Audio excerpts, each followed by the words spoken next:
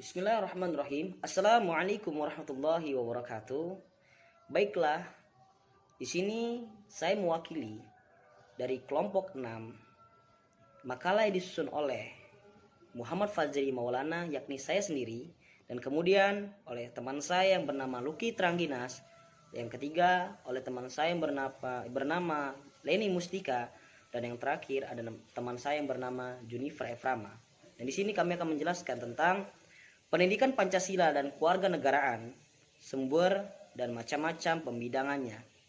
Program studi Hukum Tata Negara, Siasat Syariah, Fakultas Syariah, Universitas Islam Negeri Raden Intan Bandar Lampung, 2020. Dosen pengampun Pak Rudi Santoso MH, Bab 1, Pendahuluan. A. Latar belakang masalah. Mata pelajaran pendidikan kewarganegaraan adalah mata pelajaran yang mengalami perubahan nama dengan sangat cepat karena mata pelajaran ini rentan terhadap perubahan politik. Namun ironisnya, nama berubah berkali-kali tetapi secara umum serta pendekatan cara penyampaian yang kebanyakan tidak berubah, dan sisi isi misalnya lebih menekankan pengetahuan untuk dihafal dan bukan materi pembelajaran yang mendorong berpikir kritis siswa. Dari segi pendekatan yang lebih ditonjolkan adalah pendekatan politisi dan kekuasaan. Dan kemudian dari segi pembelajaran atau sistem penyampaian yang lebih menekankan pada pembelajaran satu arah, dominasi guru yang lebih menonjol sehingga hasilnya sudah dapat diduga, yaitu verbalisme yang selama ini sudah dianggap sangat melekat pada pendidikan umumnya di Indonesia. Untuk dapat mengatasi hal itulah kiranya dibutuhkan perubahan-perubahan dalam pendidikan kewarganegaraan, paling tidak untuk ketiga aspek tersebut. Mulai terikisnya moral anak bangsa pada zaman sekarang ini merupakan sebuah teguran cukup keras bagi semua halangan umum dan bagi pendidik khususnya. Dalam mengatasi hal ini, pendidik harus bisa mengintegrasikan setiap mata pelajaran menjadi pendidikan yang berkarakter baik secara langsung maupun tidak langsung, termasuk dalam mata pelajaran pendidikan kewarganegaraan yang mengajarkan untuk berperilaku sesuai dengan norma-norma yang ada. Jadi pendidikan kewarganegaraan atau disebut dengan PKN ini menjelaskan tentang norma-norma atau aturan. Agar apa? Agar masyarakat, khususnya pada pejuang pemuda bangsa sekarang, untuk mendapatkan integritas kepada moralnya atau normanya dan aturan berperilaku kepada masyarakat yang lain. Di sini dijelaskan pada suatu pelajaran ini, yakni pendidikan kewarganegaraan. Dan selanjutnya adalah rumusan masalah. Dan di sini kami akan mencakup rumusan masalah di sini. Yang pertama adalah 1, pendidikan Pancasila dan kekeluargaan. Yang kedua, pengertian dan perkembangan HAM. Ketiga, memahami HAM universal dan realitas secara Islam dan HAM. Jadi di dalam Pancasila adalah pendidikan Pancasila. Pancasila itu seperti apa? Yang ada 5 yang menjadi aspek kehidupan di negara kita. Dan kemudian pengertian dari HAM apa? HAM adalah titik. Dan itu akan dijelaskan kepada teman saya sendiri. Dan kemudian memahami HAM universal dan realitas secara lain dan HAM. Dan itu akan dijelaskan oleh teman saya nanti. Bab 2. Pembahasan hak asasi manusia. Hak asasi manusia atau yang disingkat dengan HAM dalam bahasa Inggris Human Rights adalah sebuah konsep hukum dan normatif yang menyatakan bahwa manusia memiliki hak yang melekat pada dirinya karena ia adalah seorang manusia. Hak asasi manusia berlaku kapanpun, dimanapun, dan kepada siapapun, sehingga sifatnya universal. HAM pada prinsipnya juga dapat dicabut. Hak asasi manusia juga tidak dapat dibagi-bagi, saling berhubungan dan saling bergantung. Hak asasi manusia biasanya diselamatkan kepada negara, atau dalam kata lain, negaralah yang mengemban kewajiban untuk menghormati, melindungi, dan memenuhi hak asasi manusia, termasuk dengan mencegah dan menindaklanjuti pelanggaran yang dilakukan oleh swasta. Dalam terminologi modern, hak asasi manusia dapat digolongkan menjadi hak sipil dan politik yang berkenaan dengan kebebasan sipil, misalnya hak untuk hidup, hak untuk tidak disiksa, dan kebebasan berpendapat, serta hak ekonomi, sosial, dan budaya yang berkaitan dengan akses ke barang publik seperti hak untuk memperoleh pendidikan yang layak, hak atas kesehatan, atau hak atas perumahan. Berbagai pendapat tentang HAM Berikut ini dipaparkan sebagai pendapat tentang HAM. Dari beberapa pendapat ini, walaupun ada perbedaan, namun pada dasarnya mempunyai prinsip-prinsip yang sama. 1. Mariam Diarjo. HAM adalah hak yang dimiliki oleh manusia untuk yang telah diperoleh dan dibawanya bersamaan dengan kelahiran dan kehadirannya dalam hidup masyarakat. Hak ini ada pada manusia tanpa membedakan bangsa, ras, agama, golongan, jenis kelamin, karena itu bersifat asasi dan universal. Dasar dari semua hak asasi adalah bahwa semua orang harus memperoleh kesempatan berkembang sesuai dengan bakat dan cita-citanya. 2. Thomas Jefferson. Hak pada dasarnya adalah kebebasan manusia yang tidak diberikan oleh negara. Kebebasan ini berasal dari Tuhan yang melekat pada eksistensi manusia individu. Pemerintah diciptakan untuk melindungi pelaksanaan hak asasi manusia. 3. Universal Declaration of Human Rights. Dalam pembukaan dari deklarasi ini, dinyatakan bahwa HAM adalah hak kodrat yang diperoleh oleh setiap manusia berkat pemberian Tuhan seru sekalian alam. Sesungguhnya tidak dapat dipisahkan dari hakikat manusia. Oleh karena itu, setiap manusia berhak memperoleh kehidupan yang layak, kebebasan, keselamatan, dan kebahagiaan pribadi. 4. Filsuf-filsuf zaman Aufklärung abad 17-18. HAM adalah hak-hak alamiah karunia Tuhan yang dimiliki oleh semua manusia dan tidak dapat dicabut baik oleh masyarakat maupun pemerintah. 5. Ketetapan MPR RI. Hak asasi adalah hak dasar yang melekat pada diri manusia yang sifatnya kodrati, universal dan abadi sebagai karunia Tuhan yang Maha Esa yang berfungsi untuk menjamin kelangsungan hidup, kemerdekaan, perkembangan manusia dan masyarakat yang tidak boleh diganggu-gugat dan diabaikan oleh siapapun. Secara konseptual, hak asasi manusia dapat dilandaskan pada keyakinan bahwa hak tersebut dianugerahkan secara alamiah oleh alam semesta, Tuhan atau nalar. Sementara itu, mereka yang menolak penggunaan unsur alamiah meyakini bahwa hak asasi manusia merupakan pengejawantahan nilai-nilai yang disepakati oleh masyarakat. Ada pula yang menganggap HAM sebagai perwakilan dari klaim-klaim kaum yang tertindas. Dan pada saat yang sama juga terdapat kelompok yang meragukan keberadaan HAM sama sekali dan menyatakan bahwa hak asasi manusia hanya ada karena manusia mencetuskan dan membicarakan konsep tersebut. Dari sudut pandang hukum internasional, hak asasi manusia sendiri dapat dibatasi atau dikurangi dengan syarat-syarat tertentu. Pembatasan biasanya harus ditentukan oleh hukum, memiliki tujuan yang sah dan diperlukan dalam suatu masyarakat demokratis. Sementara itu, pengurangan hanya dapat dilakukan dalam keadaan darurat yang mengancam kehidupan bangsa, dan pecahnya perang pun belum mencukupi syarat ini. Selama perang, hukum kemanusiaan internasional sebagai lex specialis. Walaupun begitu, sejumlah hak tetap tidak boleh dikesampingkan dalam keadaan apapun, seperti hak untuk bebas dari perbudakan maupun penyiksaan. Masyarakat kuno tidak mengenal konsep hak asasi manusia universal seperti halnya manusia modern.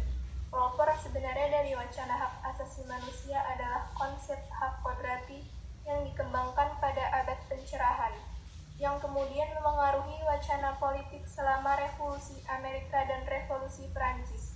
Konsep hak asasi manusia modern muncul pada paruh kedua abad ke-20, terutama setelah dirumuskannya Pernyataan Umum tentang Hak-Hak Asasi Manusia atau PUHAM di Paris pada tahun 1948. Semenjak itu, hak asasi manusia telah mengalami perkembangan yang pesat dan menjadi semacam kode etik yang diterima dan ditegakkan secara global. Pelaksanaan hak asasi manusia di tingkat internasional diawasi oleh Dewan Hak Asasi Manusia PBB dan badan-badan traktat PBB seperti Komite Hak Asasi Manusia PBB dan Hak Ekonomi Sosial Budaya. Sementara di tingkat regional, hak asasi manusia ditegakkan oleh Pengadilan Hak Asasi Manusia Eropa, Pengadilan Hak Asasi Manusia antar Amerika, serta Pengadilan Hak Asasi Manusia dan Hak Penduduk Afrika. Konvenan Internasional tentang Hak-Hak Sipil dan Politik atau ICCPR dan Konvenan Internasional tentang Hak-Hak Ekonomi, Sosial, dan Budaya atau ICSCR sendiri telah ditaritifikasi oleh hampir semua negara di dunia saat ini. Perkembangan hak asasi manusia.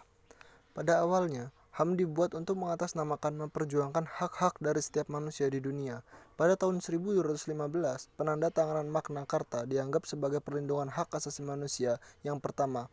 Dalam kenyataannya, isinya hanya memuat perlindungan hak kaum bangsawan dan kaum gerejani, sehingga Magna Carta bukan merupakan awal dari sejarah hak-hak asasi manusia. Pada abad 18, perkembangan sejarah perlindungan hak-hak asasi manusia cukup pesat seperti yang dialami oleh bangsa-bangsa Inggris, Perancis, dan Amerika Serikat. Perjuangan rakyat di negara-negara tersebut sangat luar biasa dalam menghadapi kesewenangan-wenangan para penguasanya.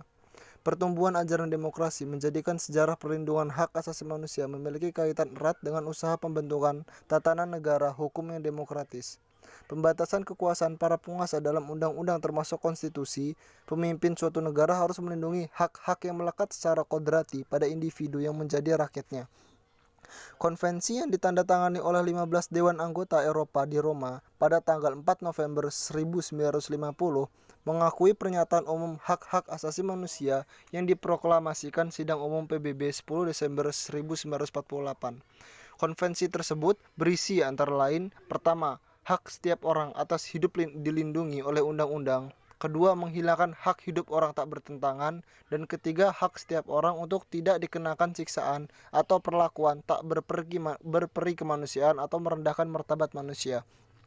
Menurut Myers McDougall yang mengembangkan suatu pendekatan terhadap hak asasi manusia yang syarat, nilai dan berorientasi pada kebijakan berdasarkan pada nilai luhur perlindungan terhadap martabat manusia, tuntunan pemenuhan hak asasi manusia berasal dari pertukaran nilai-nilai internasional yang luas dasarnya.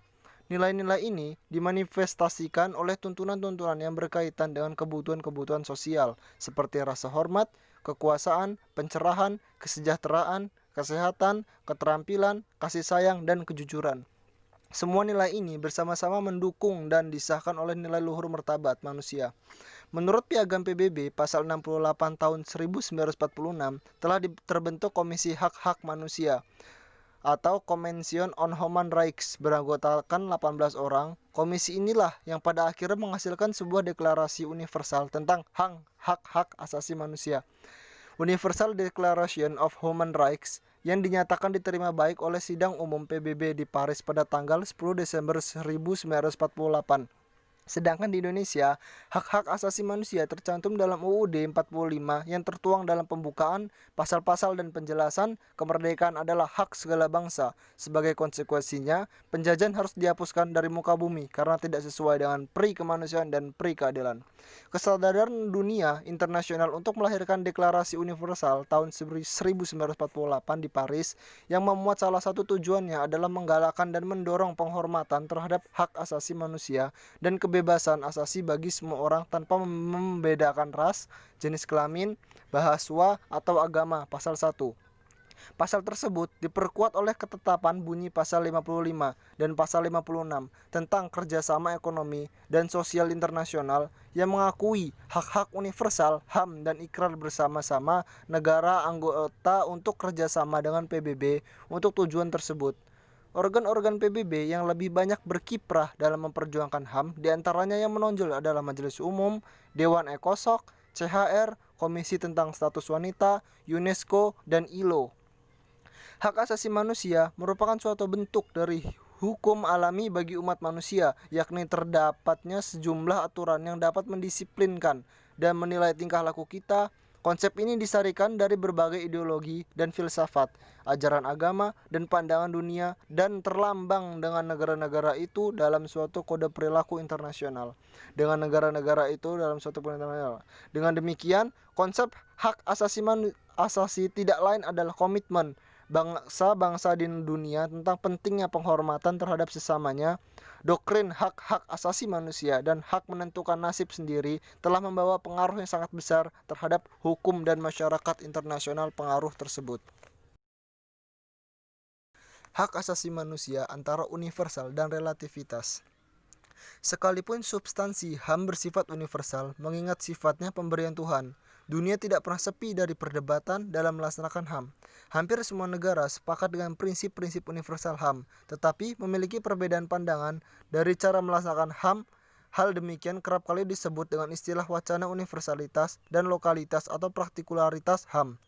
Praktikularitas HAM terkait dengan kekhususan yang dimiliki oleh suatu negara atau kelompok tidak sepenuhnya dapat melaksanakan prinsip-prinsip HAM universal. Kekhususan tersebut bisa saja bersumber pada kekhasan nilai budaya, agama, dan tradisi setempat. Misalnya, hidup serumah dengan tanpa ikatan nikah atau kumpul kebo atau berciuman di muka umum dalam perspektif HAM diperbolehkan. Tetapi dalam perspektif nilai budaya lokal suatu negara, keduanya pandang sebagai praktik yang mengganggu kesusilaan setempat, bahkan dapat dikenakan sanksi hukum. Hal serupa dapat dianalogikan ke dalam masalah prinsip kebebasan beragama bagi setiap orang yang dijamin oleh HAM. Namun, prinsip universal kebebasan berkeyakinan ini seringkali digugurkan oleh pandangan keyakinan atau komunitas agama yang mengajarkan untuk menyebarkan dan mengamalkan ajaran agamanya kepada keluarganya dan anggota kelompoknya sebagai bagian dari pelaksanaan ajaran agama yang diyakininya. Perdebatan antara universalitas dan partikular HAM tercermin pada dua teori yang saling berlawanan, teori relativisme kultural dan teori universalita HAM. Teori relativisme kultural berpandangan bahwa nilai-nilai moral dan budaya bersifat partikular. Para penganut teori berpendapat bahwa tidak ada hak yang universal, semua tergantung pada kondisi sosial kemasyarakatan yang ada. Hak-hak dasar bisa diabaikan atau disesuaikan dengan praktik-praktik sosial. Oleh karenanya, ketika berbenturan dengan nilai-nilai lokal, maka HAM harus dikontekstualisasikan sehingga nilai-nilai moral HAM bersifat lokal dan spesifik dan hanya berlaku khusus pada suatu negara, tidak pada negara lain. Para penganut relativisme kultural yang mendukung kontekstualisasi HAM cenderung melihat universalitas HAM, imperialisme, kebudayaan barat, hak asasi sebagaimana ditetapkan dalam DUHAM dipandangkan sebagai produk politisi barat sehingga tidak bisa diterapkan secara universal.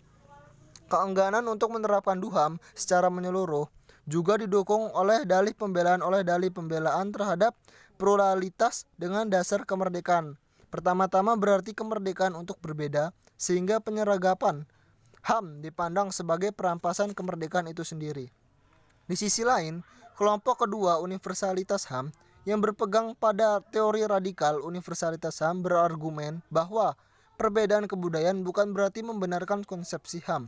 Perbedaan pengamalan historis dan sistem nilai tidak meniscayakan HAM dipahami secara berbeda dan diterapkan secara berbeda pula dari suatu kelompok ke kelompok budaya lainnya. Menurut teori ini semua, nilai termasuk nilai-nilai HAM adalah bersifat universal dan tidak bisa dimodifikasi untuk menyesuaikan adanya perbedaan budaya dan sejarah suatu negara. Kelompok ini menganggap hanya ada satu paket pemahaman mengenai HAM, bahwa nilai-nilai HAM berlaku sama dimanapun dan kapanpun serta dapat diterapkan pada masyarakat yang mempunyai latar belakang budaya dan sejarah yang berbeda. Dengan demikian, pemahaman dan pengakuan terhadap nilai-nilai HAM berlaku secara universal. Memahami Islam dan HAM. Islam dalam ajaran yang komprehensif telah mengajarkan kepada umatnya akan HAM. Hal ini tercermin dalam tujuan disyariatkan Islam untuk memelihara agama, memelihara jiwa, memelihara akal, memelihara kehormatan dan keturunan, dan memelihara harta. Tujuan tersebut senada dengan pengertian HAM sebagai seperangkat hak yang melekat pada diri manusia sebagai makhluk ciptaan Tuhan yang bersifat universal yang wajib dihormati, serta dijunjung tinggi dan dilindungi oleh negara, hukum, pemerintah, dan setiap orang demi kehormatan dan perlindungan harkat dan martabat manusia. Sehingga Islam dan HAM adalah satu kesatuan yang tak terpisahkan dengan bersumber pada Al-Quran dan hadis sebagai sumber ajaran agama Islam. Dunia Barat juga memiliki konsep tentang HAM dengan formulasi HAM PBB yang bersifat sekular, sehingga menimbulkan perbedaan pandangan di kalangan umat Islam, yaitu pandangan yang menolak secara total konsep HAM PBB, pandangan yang menerima total HAM PBB, serta pandangan yang terakhir dengan pandangan yang ambigu. Simpulan, HAM adalah masalah yang universal. Masalah ini selalu ada selama manusia ada. Perjuangan HAM di tanah air muncul ketika adanya penindasan pada masa kolonial. Pada dasarnya pelecehan terhadap HAM. Munculnya perjuangan mendapatkan pemerintah pada dasarnya juga untuk mendapatkan HAM. HAM mendapatkan kekuatan hukum dalam pelaksanaannya, baik dalam kerangka hukum internasional maupun nasional.